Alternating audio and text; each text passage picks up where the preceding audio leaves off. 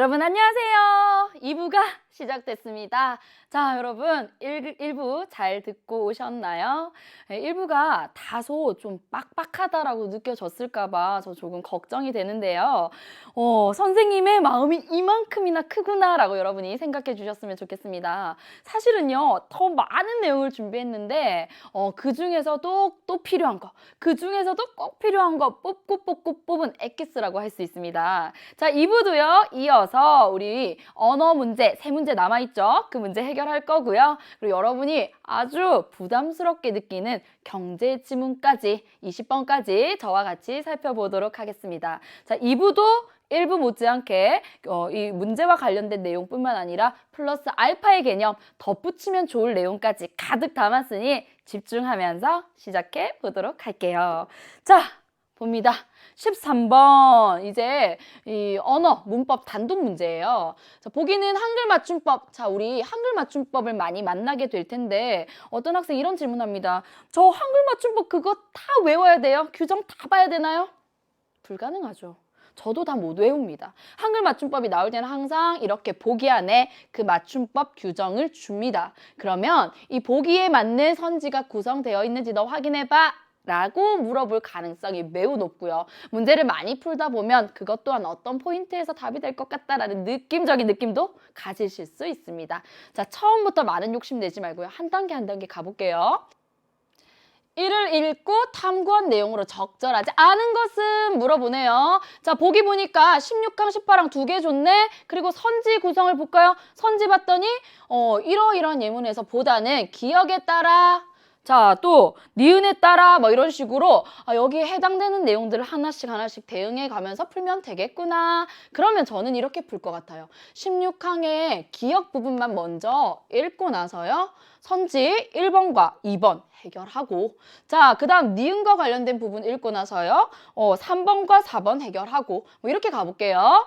자, 어간의 끄듬절 모음이 아나 오일 때에는 어미를, 자, 우리 어간과 어미의 개념을 정확히 잡아야 한다. 이거는 국어 문법의 핵심 중에 핵심이다라고 하면서 3월 우리 모의고사 해설 열심히 들은 학생들 아마 다들 기억하실 겁니다. 자, 어간 끄듬절 모음. 어간은 용언이 활용할 때 바뀌지 않는 부분이에요. 자, 모음이 아나 오일 때에는 어미를 아로 적고 그 밖에 모음일 때는 어로 적는다. 이거 뭐야? 아, 오 이거 하면 양성 모음이구나. 아, 오 할 때 양성 모음 아로 써요. 그럼 그 이외에는 다 어로 쓰면 돼요. 확인해 보겠습니다. 시계를 보다는 기억에 따라 어간 보 뭘로 끝났어요? 오, 아, 오 그러면 아를 쓰면 됩니다. 그래서 어떻게? 보아로 적겠군. 오케이, 충분히 맞는 말이죠. 자, 2번 갈게요. 먹다는 기억에 따라 어간 먹 이거 아, 오 어간에 아, 오가 아니라 어가 쓰였네요. 그러면 어떻게 가요? 어를 쓴다. 그냥 있는 그대로 적용시켜봤어요. 아, 2번도 맞아. 지금 우리 틀린 거, 적절하지 않은 거 고르는 겁니다. 자, 3번은요. 니은과 관련된 내용이기 때문에 이제 18항 보겠습니다. 다음과 같은 용언들은 어미가 바뀔 경우에 그 어간이나 어미가 원칙에서 벗어나면 벗어나는 대로 적어주자. 저 원칙은 아닌데 벗어났어. 원칙에서 벗어났어. 이거 옆에다가 필기해두세요, 여러분. 불규칙 활용이다. 자, 용어는요. 원칙대로 어간의 어미가 결합한다? 그러면 그거 규칙 활용이라고 얘기를 하고요. 어간의 어미가 결합하는 이 활용이요. 일반적이지 않아. 이거를 우리는 불규칙 활용이다 라고 얘기합니다. 자, 그런데 불규칙 활용이 일어날 때 그 일어난 형태 그대로 적어준다는 겁니다. 자, 하다의 활용에서, 자, 하다의 활용이라는 말이 딱 나오면 어간이 뭐야? 바뀌지 않는 부분 하. 왜요? 왜요? 이게 왜 어간이에요? 묻는 친구들이 있을 것 같아서요. 하다, 하고, 하니 와 같이 하는 바뀌지 않아요. 그래서 바뀌지 않는 부분 어간. 야, 여기서 어미 다를 때고요. 아를 붙였어. 그때 이 어미가요. 바뀌어요. 이거 일반적이진 않은데 이상하게 하다만 오면 이렇게 바뀌어요. 그래서 뭐 우리 가다 보세요. 가다. 그러면 가았다 할 때 모음 결합되면 탈락돼. 이건 자연스러운 현상이야. 모음 두 개가 나란히 발음되기 어려워. 그럼 표기에서도요. 그 탈락된 걸 반영해서 같다라고 합니다. 그런데 하다의 경우도 이 자연스러운 현상대로 한다면 아나 어가 왔어요. 그럼 어떻게 돼요? 모음 부딪히네. 그럼 탈락해서 하 또는 허 이렇게 가야 될 것 같은데 양성이니까 아가 적합하겠네요. 그런데 이상하게 이 아가요. 하만 오면은 아가 아니라 여로 바뀐대요. 그래서 우리 아따, 핫다라고 안 하고 하였다라고 하죠. 왜 그래? 몰라. 이거 특이해. 불규칙이야. 그러면 그거 그대로 적용시켜서 볼게요. 마당에 눈이 희다에서 희다. 어간이 희래요. 자, 이미 이 부분 읽는 순간 뭐야? 이거 답 3번이네. 틀렸어. 왜? 지금 하다의 활용을 얘기하고 있는데 갑자기 희다를 얘기하고 있어요. 이거 뭐야? 자, 어미 아가 결합하면 니은에 따라서 희어로 적겠건 아니죠. 자, 여러분 이거 희 보세요. 이거 기억과 해당되는 내용인데요. 희가 아나 오가 아니죠. 그 경우에는 아로 안 쓰고 어로 적어주면 됩니다. 그래서 희 다음에 아가 결합되면 어떻게 아 대신에 아오가 아니니까 의가 왔으니까 어로 써줘. 그래서 희어가 아니라요. 희어로 써주면 됩니다. 이 내용은요. 이 니은에 해당되는 내용이 아니기 때문에 이미 적절하지 않은 선지가 되겠네요. 자, 그 다음 4번 볼게요. 4번. 자, 민수가 공부를 하다 해서 하다 이런 게 나와야죠. 어간 하에 어미 아가 결합돼서 그런데 왜인진 모르겠지만 아가 니은에 따라서 이상하게 여로 발음되고 심지어 여로 표기도 적어준다고 얘기하죠. 표기도 하는구나. 그래서 여로 바뀌니까 여로 적어준다. 맞는 설명이야. 자, 5번도 갑니다. 5번. 지금 계속 한글 맞춤법 하고 있어요. 자, 디귿과 관련된 내용이죠. 자, 이번에는요. 어간 끄듬절에 르로 끝나는 경우입니다. 어간이 르로 끝나는 경우에 뒤따라 나오는 어미가 어가 왔어. 그러면 일반적으로는요. 어가 왔다? 그럼 어떻게 돼요? 모음과 모음이 결합될 수 부딪히니까 하나가 날아가요. 그래서 탈락되는 게 일반적인데 이 경우는 이상하게 어가 러로 바뀌는 경우가 있더라. 나는 이거에 대한 배경 지식 없어. 조금 있다가 플러스 알파 개념으로 이거에 대한 배경 지식 여러분에게 알려줄 겁니다. 그런데 이 문제를 풀 때는 상관없습니다. 몰라도 돼요. 그냥 이거 그대로 적용시켜 보겠습니다. 약속 장소에 이르다에서 이르다 보세요, 여러분. 이르다, 이르고, 이르니 변하지 않는 부분 어간 뭐예요? 이르 부분이죠. 이르. 그럴 때 여기서 다를 때고요. 이르 어간 끄듬절이 르로 끝났네. 여기에 어미 어가 결합했어요. 그랬더니 어디에 목표한 지점에 도달했다라는 의미에 이르 어라고 안 하고 이르 어라고 안 하고 어떻게 한다? 이르러라고 한대요. 자, 이르었다라고 안 하고 어디에 이르렀다라고 하죠. 그러고 보니까 어가 오면 왜 갑자기 어가 러로 바뀌지? 어미가 바뀌었네? 몰라.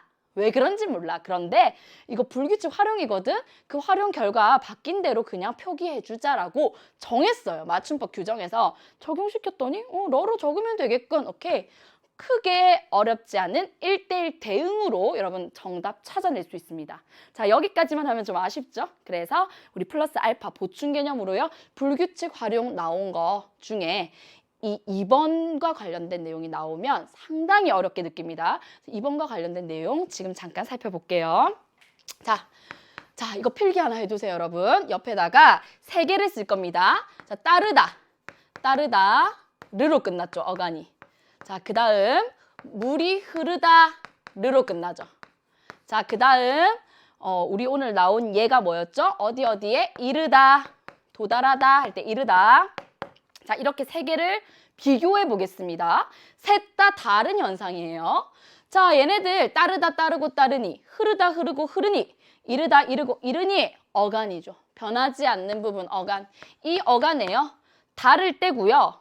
과거를 나타내는 아시나 엇을 붙여볼게요. 자, 과거를 나타내는 선어말 어미 아시나 엇을 붙여보도록 하겠습니다. 그랬더니 얘는 어떻게 되냐? 따르다는 이렇게 바뀝니다, 여러분. 으랑 아랑 부딪혀서 르가 탈락돼요.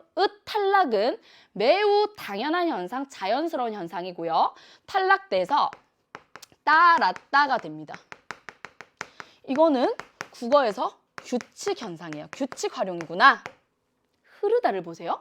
물이 흐르다가 규칙이 되려면 어떻게 돼요? 흐르었다 할 때 흐르어 부딪히니까 르가 탈락되고 흐렀다가 돼야 되죠. 그런데 우리 이거 흐렀다라고 안 하고요.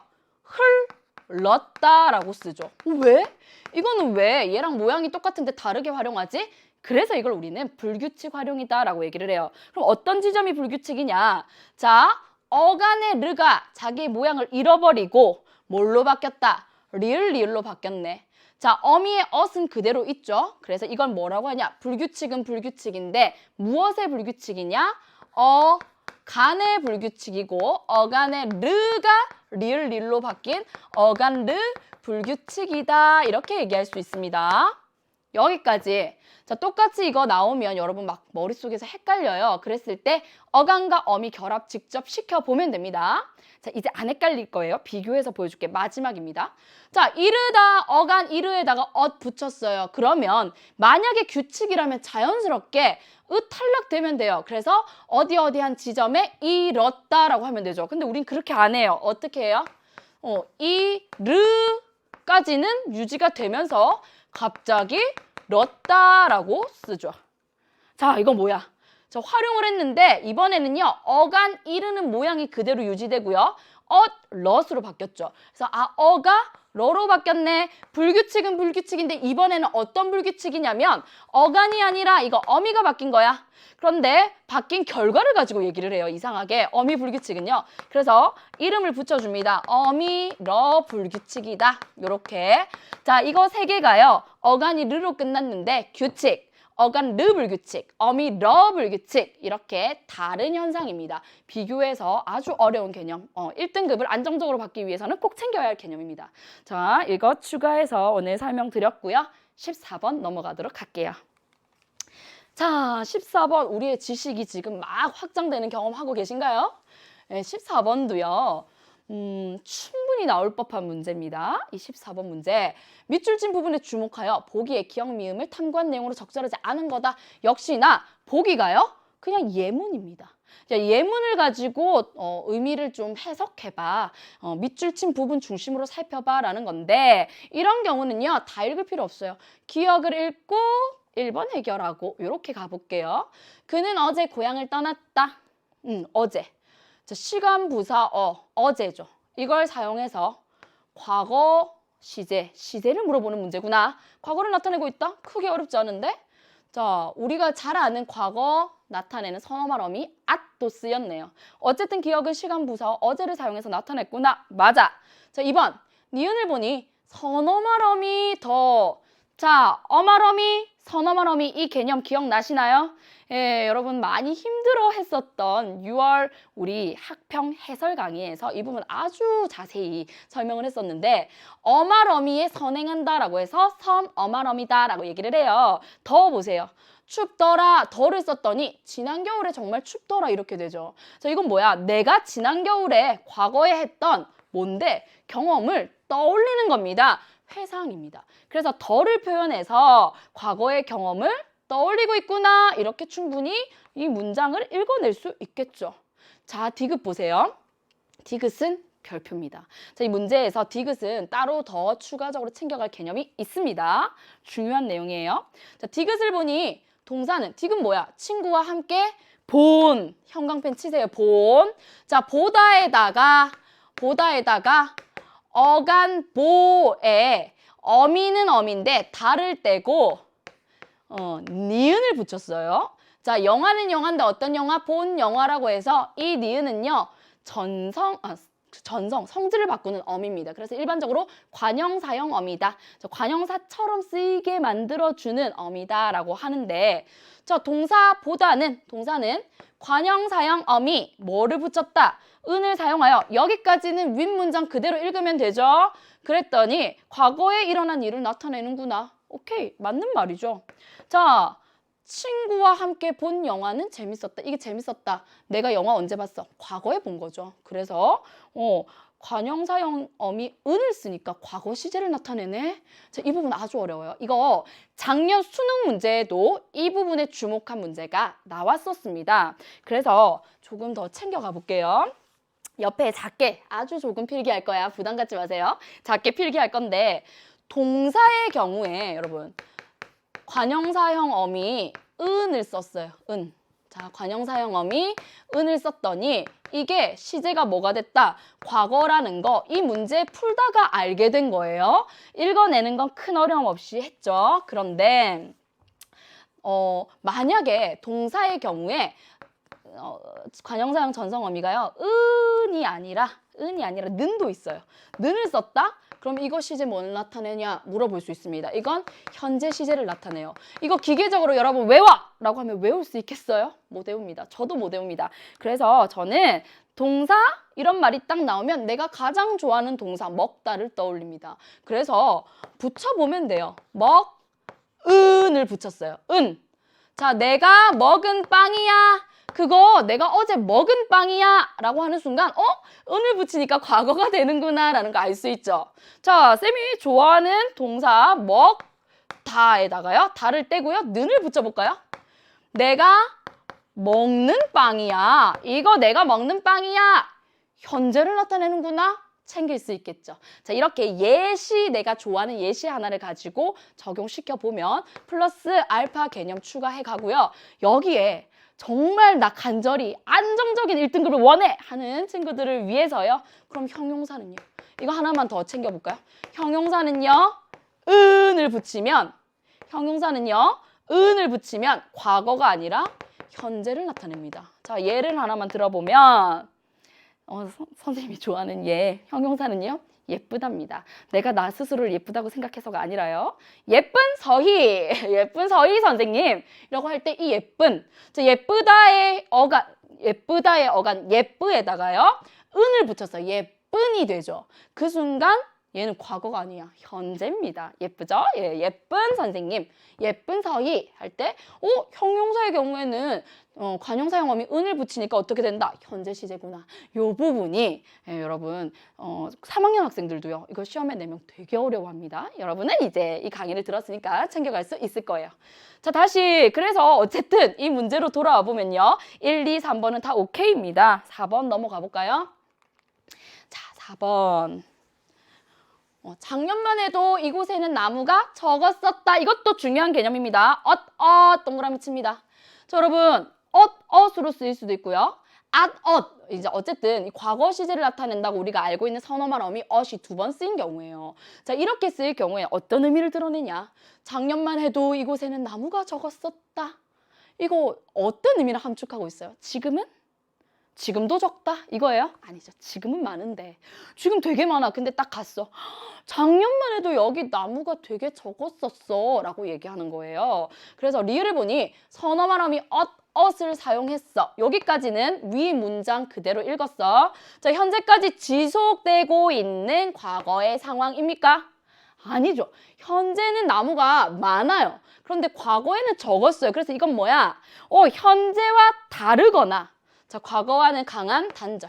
자, 현재와는 강한 단절의 의미를 더해주는 엇이다라는 거예요. 이건 이런 예를 한번 들어볼까요? 제가 운전면허를요 7번 만에 땄습니다, 여러분. 너무 운전에 대한 감각이 없는 것 같아요.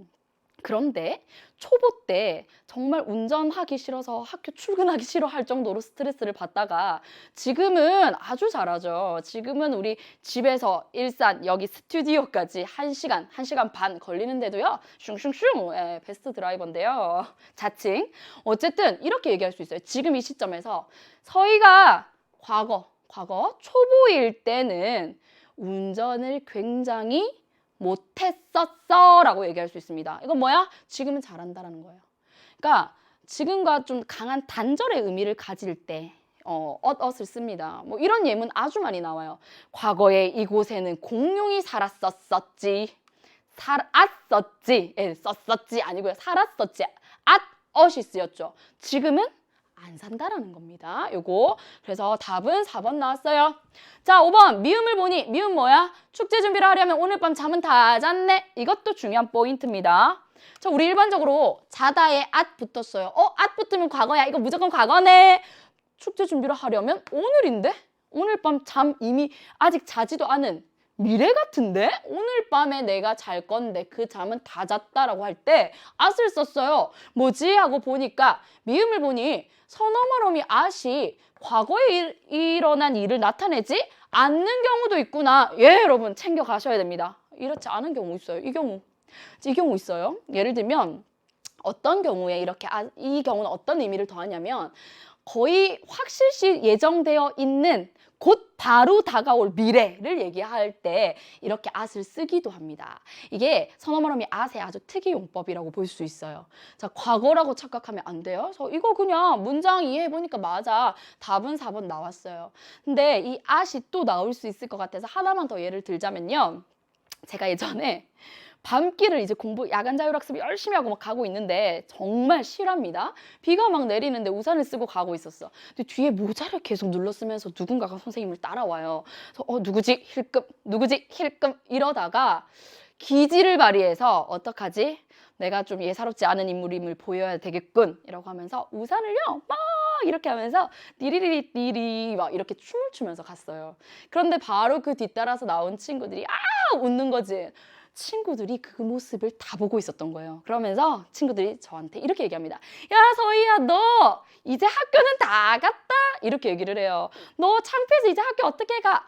과거 사건 아니죠, 여러분? 학교는 다 갔다라고 할 때 이거랑 똑같은 문장이야. 곧 다가올 거의 확실시된 바로 다음에 일어날 미래. 곧 다가올 미래. 예, 그럴 때도 at을 쓰는구나. 자, 넘어갑니다. 자, 우리 문법의 마지막 문제인데요. 15번은요. 답 찾는데 연연하지 마세요. 이거 낸 의미가요. 고등학교 1학년이야? 그러면 사전 읽기 정도는 할 수 있어야 되지. 이거 사전 활용하기 문제는요. 뭐 잊혀질만 하면 나타나요. 아주 잘 출제가 되는데 봅시다. 보기는 사전 활용하기. 학습 활동을 위한 자료다. 이에 대한 이해로 적절하지 않은 것은 물어보고 있어요. 지금부터 자, 저와 함께 사전을 읽어보겠습니다. 알아두세요. 처음이자 마지막으로. 자, 제다라고 해요. 제가 고등학생 때까지만 해도 막 전자사전 이런 개념 없어가지고 사전하면 찾는다, 책장을 넘긴다 이런 개념이었는데 요즘에 우리 학교 학생들 보면 사전 검색한다 라는 생각이더라고요. 예, 검색할 때 여러분 제다라고 치겠죠. 그러면 사전 검색이 이렇게 됩니다. 제다 1, 제다 2 이렇게 나올 거예요. 자, 재다라고 친다라는 거. 자, 먹는 이라는 단어를 보고 나는 먹다라고 쳐요. 그걸 뭐라고 하냐면 표제어라고 얘기합니다. 표제어. 써두세요. 그런데 표제어를 딱 보니까 여기 끄트머리에 번호가 있어요. 1, 2. 이건 뭐냐 하면 이 표제어랑 이 표제어는 각각 다른 의미야 라는 걸 알려주는 겁니다. 그래서 모양은 똑같지만 의미가 달라서 이렇게 1번 표제어, 2번 표제어 이렇게 나눠놨어. 그럼 이건 뭐야? 모양만 같지 의미는 다르구나. 읽을 때 동음이지만 이 의미가 다른 동음이어구나 라는 거 알 수 있습니다. 자, 그 다음에 그리고 들어가서 보니까 제다 1에 1번 뜻 쭉 나오고 예시 나오고요. 2번 뜻 쭉 나오고 예시 나오죠. 자, 제다 2도 마찬가지야. 1번 뜻 쭉 나오고 예시. 2번 뜻 쭉 나오고 예시. 이건 뭐예요? 제다 1은 두 가지 의미가 있네. 하나의 의미만 있는 게 아니네. 주로요. 일반적으로 1번의 의미가 핵심 의미, 뭐 중심적 의미라고 하고요. 뭐 뒤로 갈수록 뭐 4번, 5번까지 있는 경우도 있어요. 주변적 의미다라고 얘기는 하는데 어쨌든 의미가 하나가 아니다라는 건 뭐야? 제다 1은 다이어구나라는 거 알 수 있습니다. 다이어. 그럼 제다 2도 의미가 두 개네? 그럼 이것도 다이어구나라는 거 알 수 있겠죠. 그리고 나서 다시 제다 1 들어가 보니까 옆에 동사. 자, 형용사. 이건 뭐죠? 품사 정보를 나타내주고. 자, 무엇을 이건 뭔지 잘 모르는 학생들 많아요. 이건 뭐냐 하면 이 제다를 쓸 때는 반드시 목적어가 필요해. 필수적으로 요구하는 성분이 주어를 빼고는 목적어야 라는 거 알려주는 문형 정보입니다. 됐죠? 그리고 나서 이제 뭐 쭉 이렇게 나오네요. 자, 여기까지 사전 읽기 어렵지 않습니다. 문제 볼게요. 자, 문제 한번 봅시다. 선지를 보니까 그냥 확인해봐. 자료 사전 화면 줬지? 너 읽어봐 라는 거네요. 제다 1과 제다 2는 모두 뭐다? 다이어다. 예, 뜻이 두 개씩 있었죠. 다이어다. 자, 제다 1과 제다 2는 서로는 동음이의 관계다. 표제어가 다르게 설정돼 있었죠. 번호 매겨서 다 동음이의 관계다. 맞는 말이에요. 자, 맞아. 자, 3번. 제다 1은 제다 2와는 달리 뭐뭐와는 달리 나오면 헷갈리기 시작하지. 빼버리세요. 그리고 제다 1이 맞는지 확인하고 그럼 제다 2가 반대인지 확인하면 되잖아. 자, 제다 1은 제다 2와 달리 문장 구조상 목적어를 필요로 한다. 뭘로 알 수 있었어요? 꺽쇠 괄호 안에서 무엇 무엇을이라는 목적어 정보를 제다 1에서만 주고 있었어요. 그래서 무엇 무엇을이라는 목적어가 필수적으로 요구되는구나 라는 거 알 수 있습니다. 맞아. 자, 제다 1-2의 용례로 예문으로 라는 말이에요. 이거는 단어의 의미 그냥 이해했니? 라고 물어보는 건데 길이가 얼마나 되는지를 재어보아라. 여러분 확인해 보세요. 길이는 어디 나오죠? 제다 1의 1번의 용례에 뜻풀이를 보면요. 길이, 너비, 높이 뭐 이렇게 쭉 나온다고 나와 있죠. 그래서 길이가 얼마나 되는지 재어보라. 이거는 길이를 재다이니까 2번이 아니라 1번이다. 이거 답은 적절하지 않은 건 4번 단순하게 나오고요. 자, 제다 2의 1의 용례로 발걸음이 제다 이런 용례를 물어볼 때는요. 그 뜻을 이 자리에 대신 넣어보면 됩니다. 자, 제다 2의 1 뭐예요? 동작이 재빠르다라고 돼 있네요. 자, 발걸음이 재빠르다. 말 되는데요? 그래서 맞아. 답은 4번입니다. 끝났어요? 자, 문법 끝났습니다. 오늘 문법의 기본적인 내용 그리고 플러스 알파라고 해서 더 챙겨가야 할 개념들까지 여러분 다 가져가시길 바랍니다. 자, 대망의 경제지문 들어가겠습니다. 자, 물 한 잔 마시고요. 여러분 좀 호흡을 가다듬고 여기로 와보세요. 자, 경제지문 딱 나오면 일단 부담스러워합니다. 그래서 심리적인 저항이 너무 커요. 그래서 사실은 그렇게 어렵지 않은데 지문이 복잡할수록 문제는 단순해질 수밖에 없거든요. 출제자 입장에서 해보면. 그런데 그렇게 어렵지 않은데도 여러분 그냥 난 싫어, 보기도 싫어 이렇게 생각하는 경우 많아요. 제가 실제로 그게 얼마나 중요하냐면요. 이런 경험이 있습니다. 흑역사긴 한데 TV 방송, 생방송, 토론에 참여를 한 적이 있어요. 그런데 토론 대표 주자로 막 참여한 게 아니라요. 그 옆에서 이제 듣는 방청객인데 질문을 받고 질의응답을 하는 뭐 그런 이제 방청객으로 자리를 하고 갔어요. 전날 밤에 잠이 안 왔어요. 생방송? 내 얼굴이 다 나간다니 너무 떨리는데?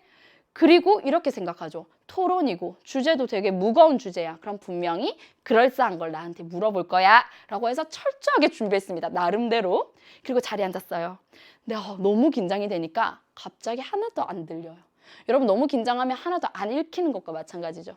그래서 사회자가 저에게 자기소개를 하라고 소속이 어딘지를 물어봤는데 제가 그걸 제대로 답을 못했습니다. 흑역사죠. 이게 심리적인 게 얼마나 중요한지를 보여주는 건데 과학 지문이나 기술 지문과 마찬가지로요. 여러분 경제 지문에 대한 그런 심리적인 저항감도 큰 것 같아요. 그래서 1번 팁을 드리자면요. 마음을 열어라. 오픈 마인드가 돼야 됩니다. 자, 2번 팁은요. 개념 원리가 나올 겁니다. 무조건요. 왜냐하면 경제 개념 우리가 잘 몰라요. 어려워요. 그러면 그 개념 원리가 나오는 부분은 중심적으로 읽어야죠. 그럼 문제는 어떻게 나올까라는 예상해 볼 수 있어야 되겠죠. 당연히 개념 원리를 적용하는 사례를 보기에 주게 되어 있습니다. 그럼 사례 적용 문제가 나오겠구나. 그런데 이 사례 적용 문제가 경제 지문에서는 보니까 유독 그래프 해석 또는 표 읽기, 표 해석, 계산 문제. 계산 문제는요, 퍼센트 계산하는 거예요. 여러분, 뭐, 70% 하면 100분의 70 곱한다. 이런 개념, 기본 계산 문제가 많이 나와요. 그래서 이거는 충분히 우리가 기출 문제들 가지고 연습해 볼 수 있습니다. 어렵지 않죠? 그리고 나머지는 다 사실적 이해. 또는 추론하기 문제, 우리 한 문제 있는데 그게 오늘 킬러 문제인데요. 그 추론하기 문제가 나온다 하더라도 그 지문 안에서 근거를 찾아내는 꼼꼼하게 읽기를 하면 되는 문제입니다. 자, 그까지 이해되시나요? 그리고 나서 이제 바로 지문 읽는 게 아니라 어떻게 돼야 될까요? 그렇죠. 네, 그렇죠. 우리 문제 바로 읽어야죠. 문제 봅시다. 문제 막 시간 많이 들여서 내가 이거 다 뜯어 먹을 거야. 이 기세가 아니라요. 윗글의 내용으로 적절하지 않은 거. 내용 일치 물어보는 건. 그리고 선지 빠르게 쭉 훑어보니까 뭔진 모르겠지만 은행은 어쩌고 저쩌고 은행의 입장에서 은행의 예금 창조. 은행과 관련된 내용이구나. 그럼 내가 생각하고 있는 은행과 관련된 뭐 스키마라고 하죠. 배경 지식 뭐 없나? 이렇게 생각하면서 그냥 예측하면 이렇게 할 수도 있고요. 17번 문제 보세요, 여러분. 윗글을 읽은 학생이 기억에 대해 기억 딱 보니까 밑줄 그어져 있어요. 자, 1문단의 마지막 문장 밑줄 그어져 있네. 여기에 대해 정리한 내용, 여러분 정리한 내용 동그라미 칩니다. 자, 기억에 대해 지엽적으로 주고 정리를 했대. 그러면 이건 100% 사실 확인 문제입니다. 그냥 내용 정리 제대로 했니? 제대로 읽고 이해했니? 물어보는 거예요. 이건 그렇게 어렵지 않아요. 자, 18번 별표 칩니다. 오늘 다른 거 다 까먹어도 이거 하나만 챙겨가면 돼요. 자, 18번 윗글을 바탕으로 니은의 이유를 추론한 것으로 가장 적절한 것은 아마 여러분 이거 어려워했거나 답을 맞췄더라도 시간 많이 투자했을 거예요. 추론 동그라미 칩니다.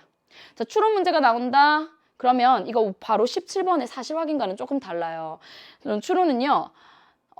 숨겨진 의미를 파악해야 됩니다. 그런데 내가 내 마음대로 상상의 나래를 펼치는 게 아니라요. 철저하게 그 지문, 문장, 그 단락을 근거로 해서 숨겨진 의미를 파악하면 됩니다. 그래서 앞뒤, 전후 문맥 잘 파악하고요. 전후 문장을 꼼꼼하게 읽어야 됩니다. 이 추론 문제 나오면 꼼꼼하게 읽기 필수.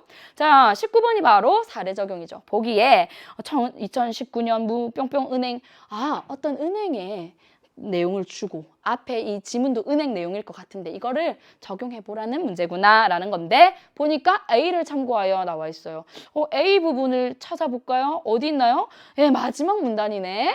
야, 우리 비문학 독서 지문에서 마지막 문단 아주 중요하죠. 글 주저리 쓰고 여러분 쓸 때 생각해봐. 마지막 문단에 뭐 넣어주겠어요? 독자가 제대로 이해했을까? 그러니까 있잖아. 내가 하고자 한 말은 뭐냐면 이거야 라고 하면서 마무리 짓고 싶겠지. 내가 중요하다고 생각하는 거 한 번 더 얘기하겠지. 그래서 주로요. 마지막 문단에는 또 특히나 마지막 문장이나 뭐 이런 마지막 문단에는요. 내가 하고자 하는 의미가 확실하게 박혀 있습니다. 그거에서 비교해봐라. 19번에 아주 친절한 문제예요. 그냥 딱 던져줘. 야, 이거 긴 지문 다 읽고 나서 사례 적용해가 아니라 마지막 문단만 제안해 줄 테니까 이것만 보고 확인해봐. 이거 하면 됩니다. 자, 20번은요. 사전적 의미 문제인데 이거 막 질문 되게 많아요. 이거 선생님 읽으면서 풀까요? 아니면 다 읽고 나서 풀까요?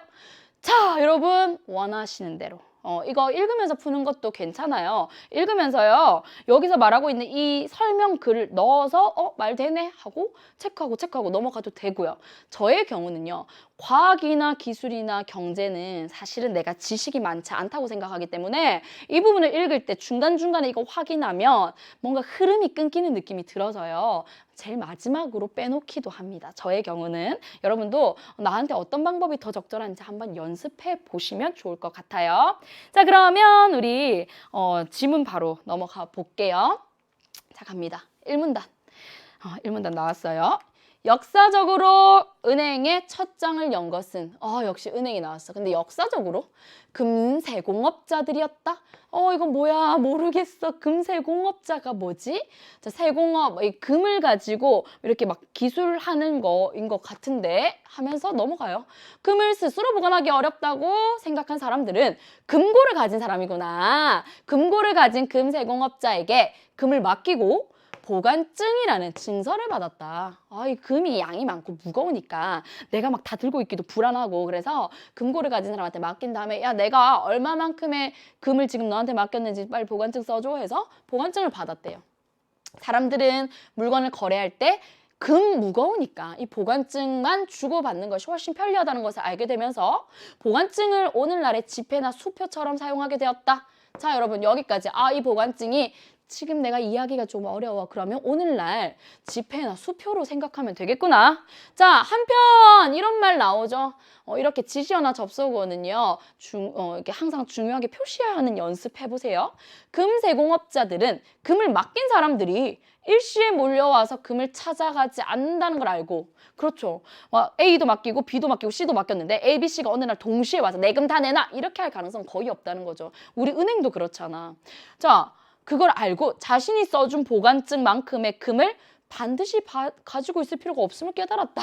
아주 똑똑한데요? 이걸 깨닫고 그래서 어떻게 했냐면 이거 돈이 되겠는데? 라는 생각을 한 거죠. 그들은 보관된 금의 일정 부분만 남기고 나머지를 원하는 사람에게 빌려주며 수수료를 받아 이윤을 얻었다. 장사를 한 거죠. 어떻게? 내가 이 사람이 맡긴 그 금이 이만큼 있는데 이 중에 이만큼만 일단 남겨놓고 달라고 할 수도 있으니까 이만큼은 다른 필요로 하는 또 다른 제3자에게 주는 거예요. 그런데 이거 공짜로 주는 게 아니라 이자를 받는 거죠. 그래서 수수료를 받은 거야.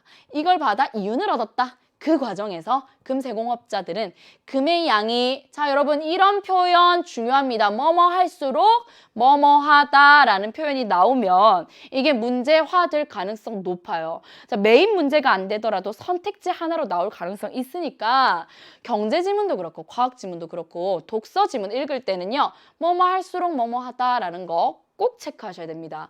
자, 금의 양이 많아질수록, 자 양이 많아질수록 비례관계입니다. 많은 수입을 얻을 수 있다고 생각하여 금을 맡기는 사람에게 사례를 했다. 그쵸. 나한테 금을 맡기는 사람이 많을수록 내가 이 돈을 또 다른 사람한테 빌려줘서 이윤을 얻을 수 있겠죠. 그러니까 나한테 금 맡겨주는 사람이 고마운 거지. 그래서 그 사람에게 뭘 했다? 사례를 했다. 이거 우리 오늘날의 은행 생각해보면요. 내가 은행에 돈 맡겼어. 내 돈 100만 원. 네가 잘 좀 보관해. 그러니까 이 은행은 100만 원이 생겼거든. 이거의 일부를 남기고 나머지 빌려줄 수 있잖아.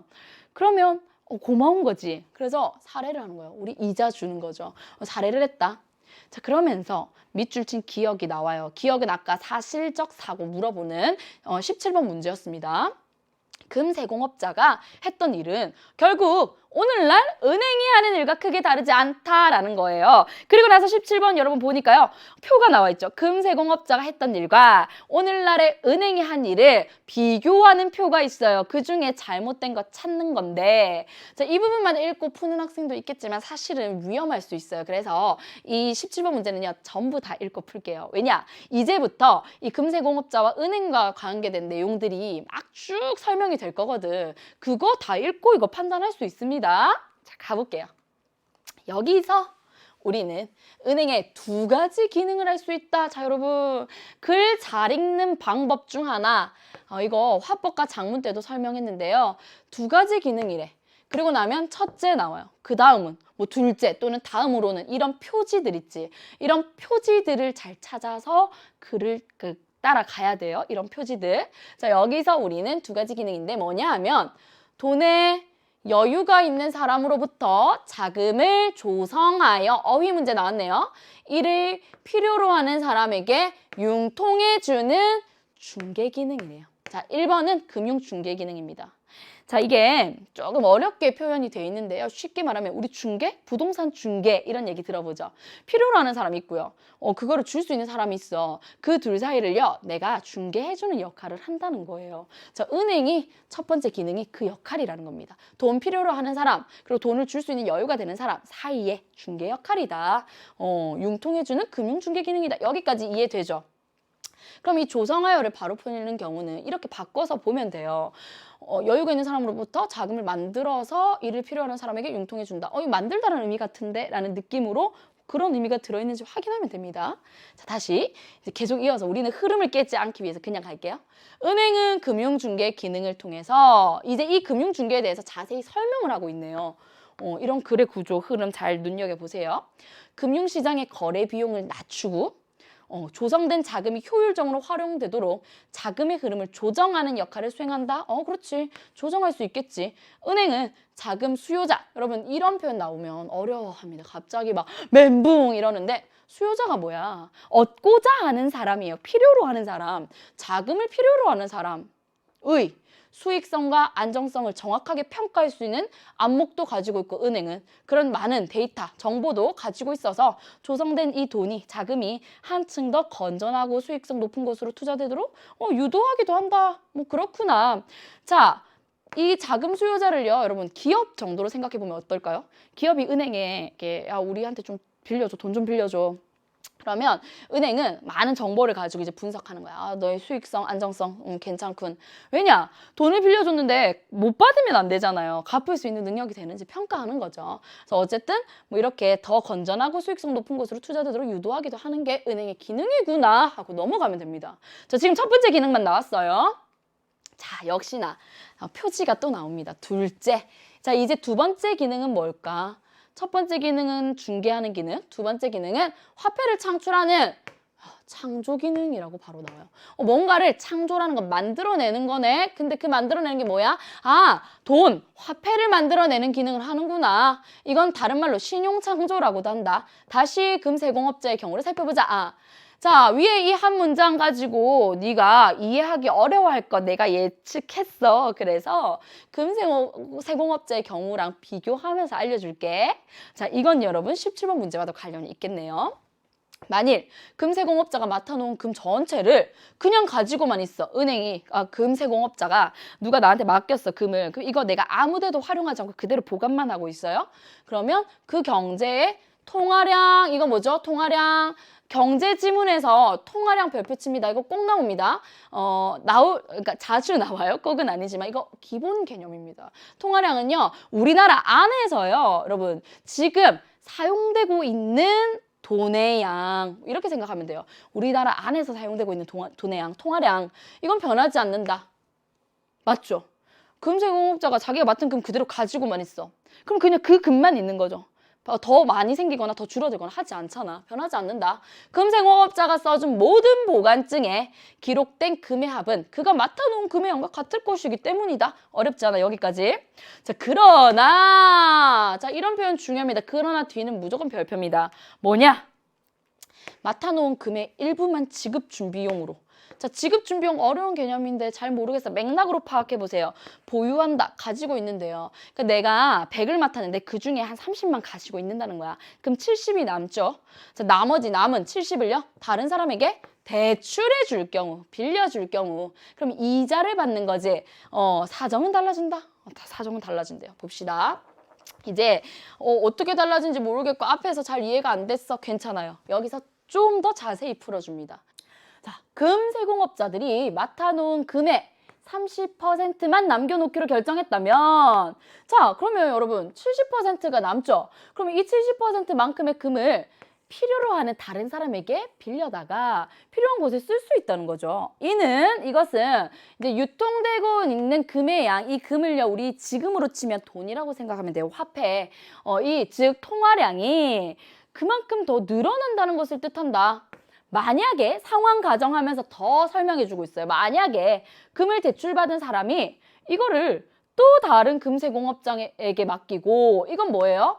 자, 내가 이제 금세공업자야. A라는 사람이 나한테 와서 돈을 맡겼어요. 금을 맡겼어. 그 중에 30%는 혹시 달라고 할 수 있으니까 남겨놓고요. 70%를 활용합니다. 어떻게? 필요로 하는 사람한테 빌려주고 이자를 받아요. 그럼 난 이 이자만큼의 수익이 생기겠죠? 그런데 이 70%를 빌려간 사람이, 이 말이야. 자, 이 70%를 대출받은 사람이 그걸요, 또 다른 필요로 하는 사람에게 그거를 또 다른 금세공업자에게 맡기면, 보세요 여러분. 그럼 이 70%에 또 30%는 남고 70%는 유통이 되겠죠. 그래서 보관증을 받는다면 통화량은 한층 더 늘어난다. 자, 그 금세공업자가 다시 30%만 남겨놓고 나머지를 또 다른 사람에게 대출해 줄 것이기 때문이다. 자, 이 과정을 생각해 보면 나는 지금 100을 맡겼어, 누군가 나에게. 그런데 30 남겨놓고 70을 이제 활용해서 필요한 사람한테 줬어. 근데 이 사람이 또 맡겨요. 그러면 이 70에 해당되는 0.7, 70%가 또 유통이 되겠지. 그런데 또 이 사람이 또 이렇게 계속 이런 구조로 이어지다 보면 이 70의 70%에 해당되는 금의 0.3만 남겨놓고 또 여기에 0.7은 70%는 또 통화량 돌릴 수 있는 거죠. 이런 식으로 하면 이만큼씩 계속 이게 반복될수록 늘어난다라는 겁니다. 그래서 통화량이 계속 더 한층 더 늘어난다라는 얘기를 하고 있습니다. 자, 그 다음에 계속 말해주고 있네요. 이런 일이 반복되면 통화량은 처음에 몇 배 크기로 늘어나게 되고 통화량이 늘어난다라는 거예요. 금세공업자들이 맡아두었다고 기록된 금의 양도. 자, 일단 보관증은 계속 써주고 있는 거죠. 이런 과정이 반복되면. 그래서 맡아놨다고 일단 기록된, 서면상 기록된 금의 양도 늘어나게 된대요. 여기까지 어렵지 않아요. 이해했어? 자, 이는 새로운 예금이 늘어났으니까 일단 예금이 만들어졌다. 그래서 예금 창조라고 얘기하나 봐요. 이게 은행의 기능이다. 두 번째 기능이다라고 얘기했었죠. 자, 일어났다. 그러나 중요하죠. 새롭게 만들어진 이 예금은, 자, 잘 생각해 보세요. 진짜 이만큼의 돈이 있는 건가요? 아니죠. 자, 이 새롭게 만들어진 예금은 누군가가 빌려서 생긴 뭐의 개념이라는 거야? 빚의 개념이기 때문에 사람들이 언젠간 갚아야 해. 맞죠? 쓸 수는 있지만 그걸 언젠간 갚아야 할 빚입니다. 그래서 그 빚도 그만큼 늘어난 상황으로 볼 수 있다. 자, 다시 은행의 두 번째 기능은 예금 창조 기능인데 이 과정을 쭉 보면 통화량이 계속 늘어나요. 보관증을 써주는 것처럼 금세공업자가. 그런데 가만히 생각해 보니까 이 예금 창조는 늘어났으니까 일어나긴 했는데 결국 이게 진짜로 100% 그만큼의 돈이 있는 게 아니라 써주는 그 보관증의 개념으로 화폐가 발행이 된 거기 때문에 빚인 거예요. 빌려간 거기 때문에 이건 갚아야 돼. 그래서 은행의 예금 창조 기능은 결국 뭐예요? 예금의 일부만을 지급준비금으로 30%만을이라고 아까 비유가 돼 있었죠? 보유하는 지급준비제도라는 게 그런 거구나. 지급준비제도에서 비롯되는 것이다.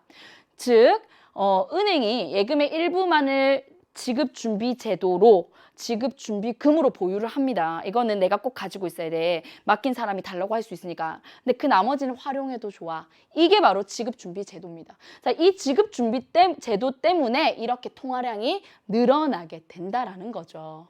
이해되시죠? 자, 이제 가볼게요. 니은이 나오는 부분은 중요하게 봐야겠죠. 자, 은행은 예금의 일부만 보유하고 계속 같은 내용 얘기하고 있네. 자, 그 나머지를 대출하면서 예금 통화라는 자, 화폐는 만들어졌어요. 창출은 됐어. 왜냐면 나는 사실은 100을 다 갖고 있을 필요가 없기 때문에 일부만 보유하고 나머지를 또 만들어주면 됩니다. 또 빌려줘. 또 빌려줘. 자, 대출받은 사람들은 어떻게 돼요? 그럼 빌림을 받죠. 이 돈을 받은 사람은 재화와 서비스를 구입할 수 있는 능력이 생기게 되죠. 왜냐? 일단 화폐 창출했게 됐고 빌린 돈이긴 하지만 빚이긴 하지만 그걸 가지고 내가 필요한 거 쓰니까 서비스 구입할 수 있는 능력 커집니다. 자, 이러한 화폐 창출 과정이 계속 이루어지다 보면 교환의 매개 수단으로 쓰이는 돈, 화폐의 양은, 통화량은 어떻게 된다? 예, 늘어난다라고 얘기했어요. 그래서 계속 사람들이 쓰고 필요한 거 사고 이 경제가 어떻게 돼? 유동성이 증가하는 거죠. 자, 통화량이 늘면 경제의 유동성은 증가하는구나 라는 거 알 수 있어요. 자, 경제가 종전에 비해 더 부유해지는 건 아니에요. 이거 왜 그러죠? 자, 진짜 그만큼의 돈이 더 생긴 게 아니라 이건 빚이기 때문입니다. 그래서 겉으로는 우리가 봤을 때 화폐량이 증가하고 경제의 유동성은 살아있게 이제 경제활동이 활성화되긴 하지만 실은 이건 대출받은 돈이기 때문에 갚아야 할 빚인 거예요. 그래서 경제가 종전에 비해서 우리가 더 부유해진 건 아니라는 겁니다. 이 개념 이해되시죠? 자, 니은 부분 일부러 꼼꼼하게 읽어봤어요. 왜냐? 우리 이거 이제 추론해야 되거든요. 계속 가볼게요.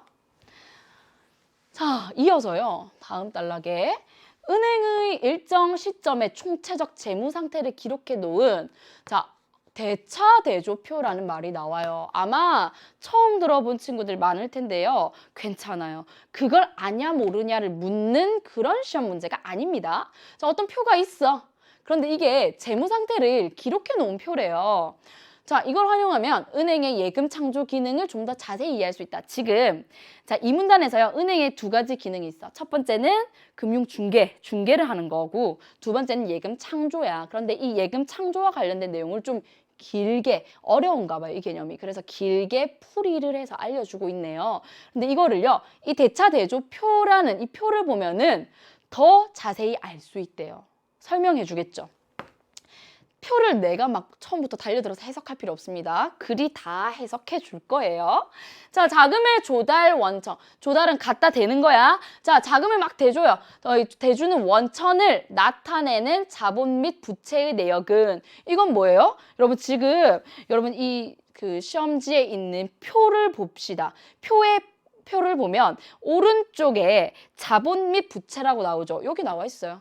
자, 이게 오른쪽에 자본 및 부채 내역인데 이건 뭘 나타내냐면 다른 말로 자금의 조달 원천을 나타내는 거래요. 그러면 이 부분을 읽을 때는 헷갈릴 수 있으니까요. 표 옆에 자본 및 부채 오른쪽에 있는 이 표 칸에 자금의 조달 원천이라고 써두면 좋겠죠.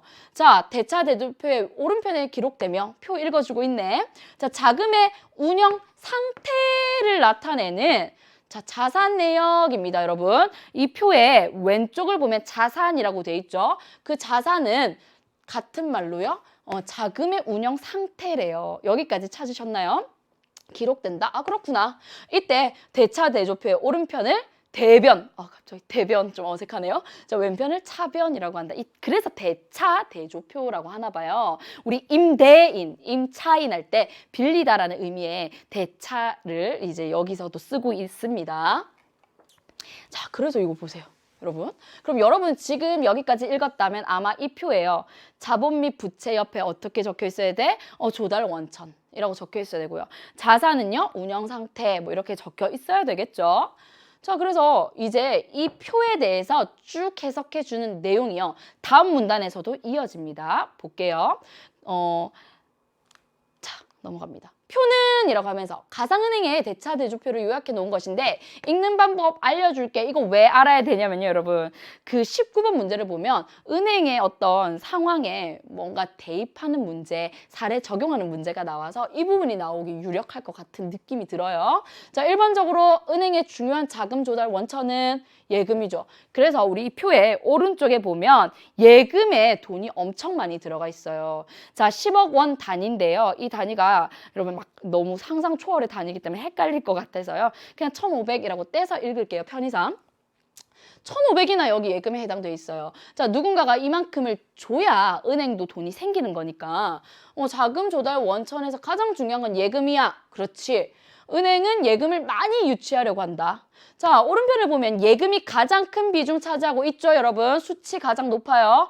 자, 은행의 입장에서 예금은 언제든지 야, 내 돈 돌려줘 라고 요구가 있으면 지급, 돌려줘야 하는 줘야 하는 부채의 성격을 갖는다.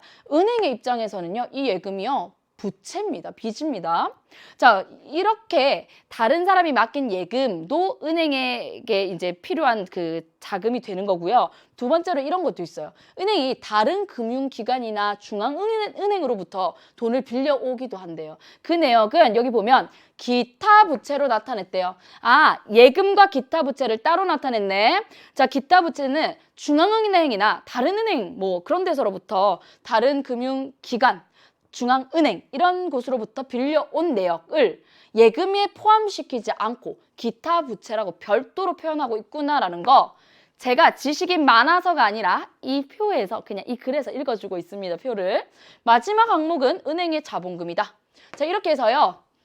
오른쪽에 대한 설명 끝났어요. 자, 마지막 항목은 됐고요. 자, 이렇게 조성된 자금은 왼편으로 넘어갑니다. 왼편 내가 읽어줄게. 자, 여러 가지 형태의 자산으로 운영된다. 이 은행의 경우는요. 자, 예금액의 일정 부분을 돌려줘야 할 지급 준비분으로 떼어놓고요.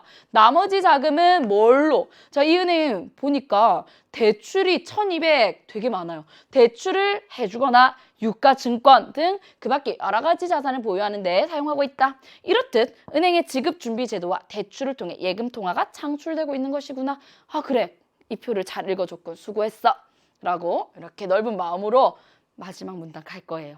자, 마지막 문단은 꼼꼼하게 읽어야 됩니다. 왜냐? A 부분으로 묶여 있어요.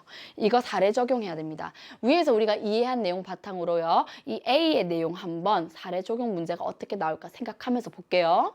그렇다면 은행은 어떻게 이득을 얻을까? 여러분, 이 부분 형광펜입니다.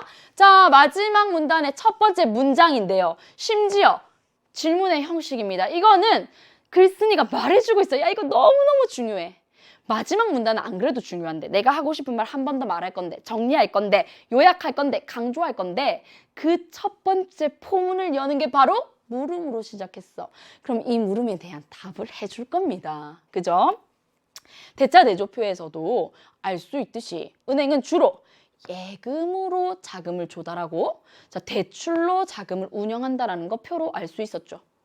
자, 통상 예금 이자에 비해 대출 이자가 높으므로 두 개의 이자의 차이로 발생한 그 차이가 바로 예대 금리 차라고 말하나 봐요. 예금과 대출의 금리 차, 이자 차. 이게 은행의 주된 수익원이 된다. 이게 뭐예요? 여러분, 돈 빌려줬어. 대출로 내가 빌려줬으니까 이만큼 은행한테 매달래 라고 하는 이 이자가 더 크죠. 대출 이자가 더 크죠. 대출 이자 왜 더 큰지에 대해서도 뒤에 나올 겁니다.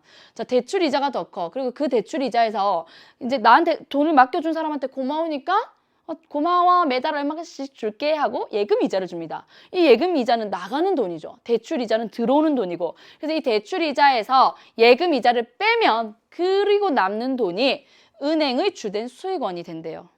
느낌이 옵니다. 아마도 이 A 부분 묻는 문제에서 계산이 들어가 있을 것 같아. 예대 금리 차를 물어볼 수 있겠군. 자, 대출 이자가 더 높은 이유는 까닭은 이유 얘기해 주네요. 왜? 차입자가 차입자 무슨 말이야, 어렵지. 겁먹지 마세요. 버리세요. 원금과 이자를 갚지 못하는 이라는 말 보니까 이거는 빌린 사람이다. 됐죠? 자, 원금과 이자를 갚지 못하는 대출 손실이 일어날 가능성이 있는 거죠. 몰라 안 줘.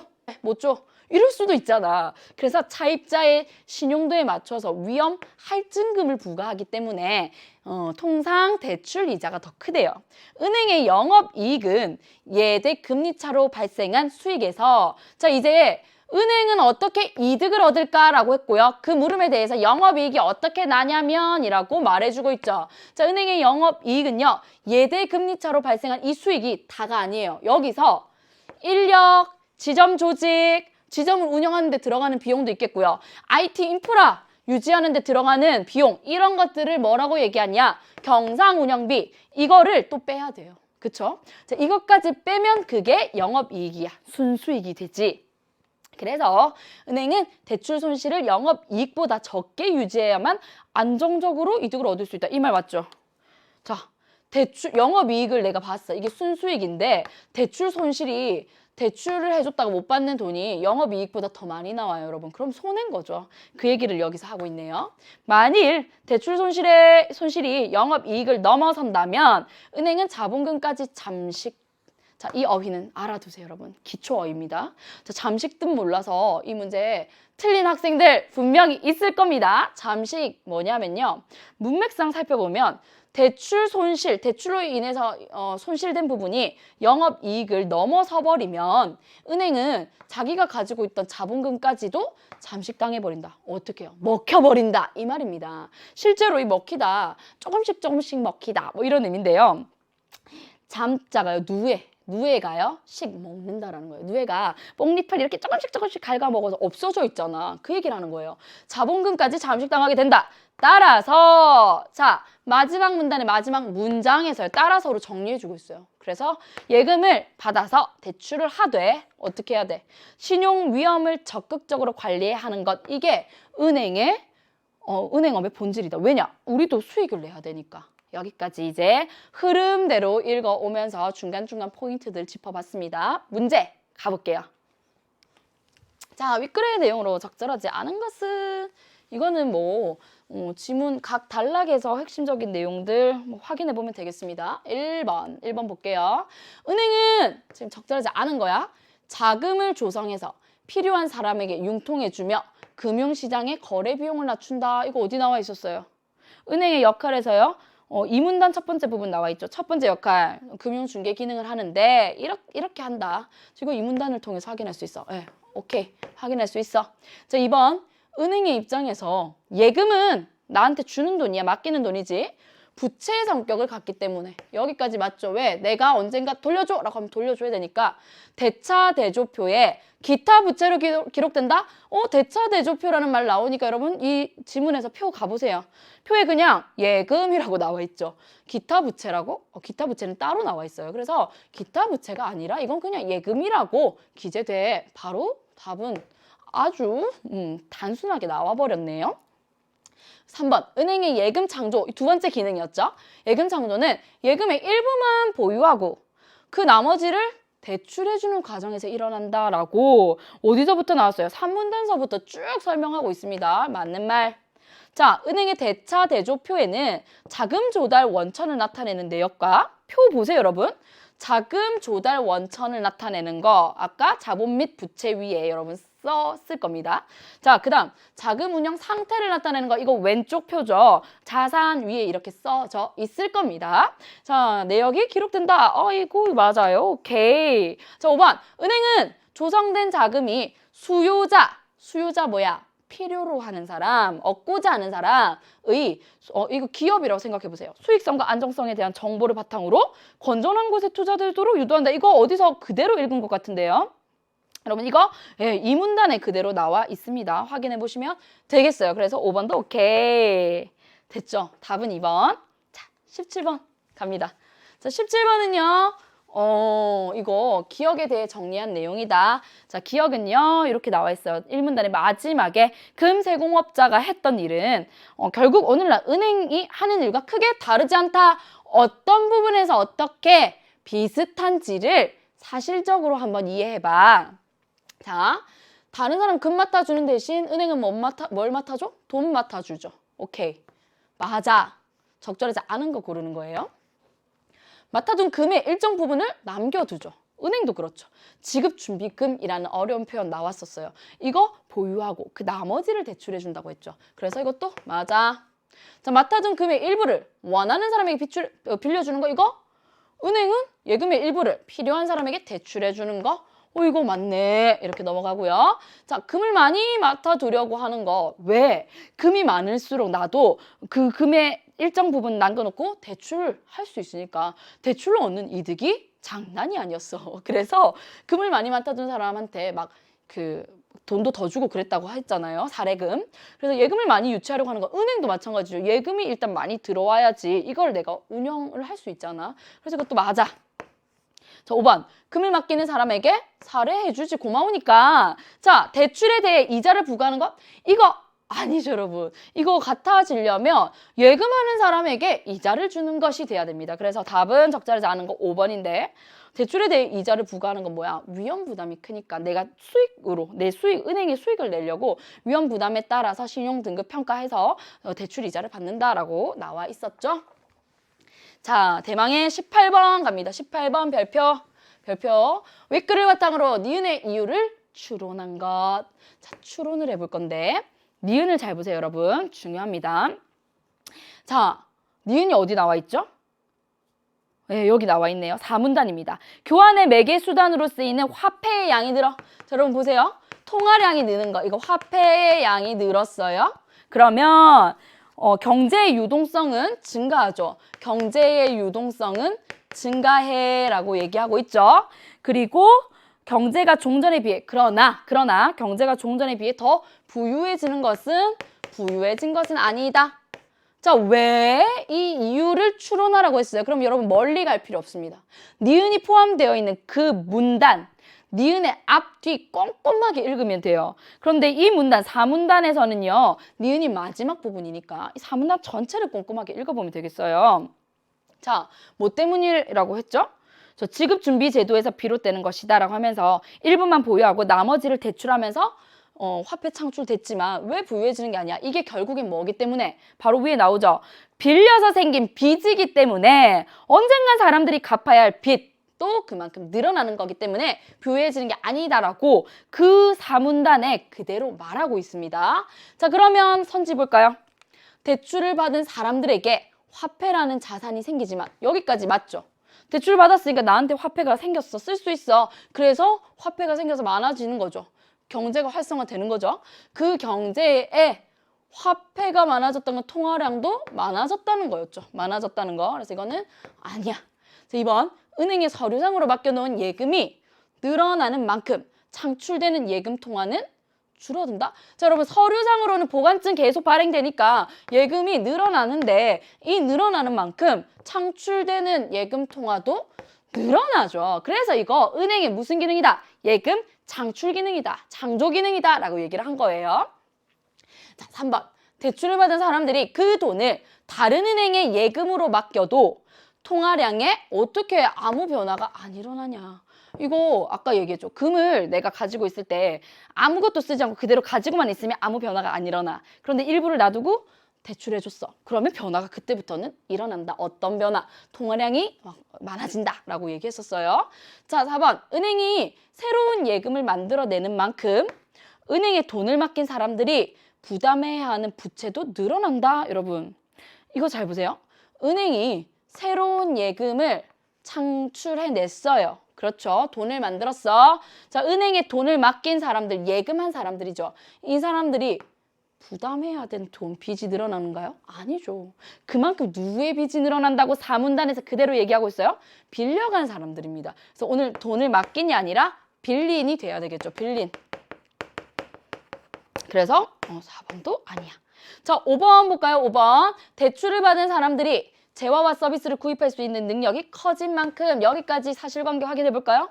자, 유동성이 커졌다라는 말이 이 말이죠. 재화와 서비스를 구입할 수 있는 능력이 커졌다. 그리고 이 표현이 그대로 사문단에도 있습니다. 니은 바로 앞 문장이네요. 재화와 서비스를 구입할 수 있는 능력이 커지게 된다. 그대로 있죠. 자, 그리고 그에 상응하는, 그런데 그건 빌린 돈이기 때문에 결국에는 빚도 늘어난다. 부유하지 않다. 이렇게 이어지죠. 그래서 답은 5번이 나오는데 이 문제가 어떤 유의미성을 갖느냐. 추론하기가 나온다라고 하면요. 그 추론해야 되는 부분, 핵심 문단, 그 문단을요 아주 꼼꼼하게 읽되 자 이런 식으로 표현하는 것이 다른 표현으로 또 반복되고 대체될 수 있지 않냐라는 걸 찾아보면서 여기에 해당되는 내용은 이렇게 설명하고 있네. 자, 부유하지 않다라는 건 부채가 늘어났기 때문이라고 설명하고 있네. 이렇게 연결 지을 수 있어야 된다라는 겁니다. 이해되시죠? 18번 반드시 복습할 때 혼자 꼼꼼하게 찾아보는 연습 해보십시오. 19번 갑니다. A를 참고하여 마지막 문단을 참고하여 보기를 이해한 내용으로 적절하지 않은 거다. 보기 한번 볼게요. 자, 이번에도 적절하지 않은 거 찾네요. 2019년 뿅뿅은행의 자산은 1000억인데 이 자산은 모두 대출로 구성되어 있다. 자, 이 중에 900억 원은 예금이고 자, 100억은 자본금이래요. 자, 이 은행의 예금 금리는 평균 2%이고 대출 금리는 평균 4%다. 이 말은 뭐냐? 자, 이 은행에요. 예금 맡긴 사람, 돈을 맡긴 사람한테 고마워 하고 주는 건 2%를 준대요. 그 맡긴 돈에. 근데 대출 받은 사람한테 빌려줄 게 필요하니? 하고 빌려줬을 때 대신 너 매달 나한테 이자 내 하는 건 4%래요. 자, 대출 이자가 더 높네. 자, 뿅뿅은행은 예대 금리차. 이건 뭐야? 대출 이자에서 예금으로 나가는 이자를 뺀 차입니다. 이게 은행이 이제 갖게 되는 건데 잘 보세요. 순이익은 아니지만 은행은 대출 이자로 돈을 벌었어. 이만큼 벌었어. 근데 그 중에 나한테 돈을 맡긴 사람한테 예금 이자를 줘야 되지. 그걸 뺀 거, 빼고 남은 돈. 이거 우리가 예대 금리차 라고 얘기해요. 이 계산법을. 이거에 의해서 어떻게 되냐면 1000억 원에서 4% 그리고 이건 뭐예요? 대출로 받은 거야. 대출해 줌으로써 우리가 얻게 되는 이익이야. 은행 입장에서. 근데 900억 원이 예금으로 돼 있었죠. 이 900억 원의 2%는 예금한 사람한테 줘야 돼. 나가야 될 돈이야. 은행 입장에서는. 그래서 이 차 계산을 해보니까 22억 원이래요. 사실은요. 이게 고3 문제로 나왔다면 이 부분을 비워놓고 계산해봐라고 물어보는 거 들어가 있을 겁니다. 근데 우리 고1이라서 이렇게 계산까지 친절하게 해줬어요. 그런데 이게 다가 아니야. 자, 여기서요. 수익이 발생했는데 12억 원은 경상운영비로 사용했대요. 그럼 경상운영비 이 A 부분에 보면 뭐라고 할 수 있어요? 뭐 지점관리, IT 구축 뭐 이런 데 들어가는 비용 이것도 은행이 내야 될 돈이니까 빼야겠죠. 자, 12억을 빼보세요. 자, 22억에서 12를 빼면 계산할 수 있지 뭐야? 10억이 되네요. 그럼 이게 은행의 순이익, 영업이익이다 라고 할 수 있겠습니다. 여기까지 우리가 해야 될 계산 이거 하나입니다. 자, 1번 선지 볼게요. 뿅뿅은행의 영업이익은 예대 금리차에 의한 수익에서 경상운영비를 차감한 10억이군. 맞는 말. 맞죠? 자, 그 다음 뿅뿅은행의 수익은 22억 원이다. 그리고 주로 22억 원 주로 예금으로 자금을 조달하고 그렇지 예금으로 주로 자금을 조달하고 대출로 자금을 운영하여 발생한 것이겠군. 이거 충분히 이렇게 A 부분에서 나와 있습니다. 은행은요 예금으로 자금 조달하고요 대출로 또 대출 막 운영해가지고 돈 버는 거니까 오케이 맞아. 자 3번 갑니다. 뿅뿅은행의 대출 금리가 평균 4%로 평균 예금 금리보다 대출 금리가 더 높은 이유는 뭐 때문이라고 했죠? 대출 손실에 대한 위험 할증금이 붙었기 때문이다라고 지문에 그대로 있었습니다. 그래서 이렇게 읽어내볼 수 있겠죠. 사례 적용. 자, 4번. 만약에 이 은행의 대출 손실이 12억이 발생했대요. 대출로 인한 손실이. 그러면 이 은행의 자본금은 잠시 먹히겠군이에요. 자, 12억. 자, 이 사람 지금 이 은행에 영업이익이 얼마 나왔어요? 우리 계산해보니까 10억 나왔지. 영업이익보다 대출로 손해받은 게 더 커요. 그러면 당연히 자본금 없어지고 먹히겠죠. 잠식 되겠군. 맞아. 5번 볼까요? 자, 만약 뿅뿅은행이 평균 2%인 예금 금리를 올린다면 지점 조직을 운영하기 위한 비용은? 자, 지점 조직을 운영하기 위한 비용을 우리가 아는 표현으로 바꾸면 여기 나와 있죠. 경상 운영비예요. 이 비용이 줄어듭니까? 그래서 수익이 더 늘어납니까? 자, 이 비용이 줄어서 수익이 더 늘어날까요? 다시, 이 은행이 2%인 예금 금리를 올렸어요. 자, 예금 금리를 올린다는 건 더 많이 준다는 거거든. 자, 나한테 돈 맡긴 사람한테 더 많이 줄 거야. 그러면 기본적으로 수익이 늘어나기 쉽지 않겠죠. 그런데 거기다가 이 지점 조직을 위한 운영 비용은요, 이 예금 금리와는 다른 문제예요. 이 지점 관리하는 데 들어가는 돈이야, 맞지? 그래서 뭐 IT 구축비, 지점 조직 유지, 여기서는 지점 조직 유지 비용이라고 나와 있네요. 자, 이거는 예금 금리와는 별개의 비용이에요. 그래서 이렇게 영향을 줄 수가 없다라는 겁니다. 자, 5번 적절하지 않다.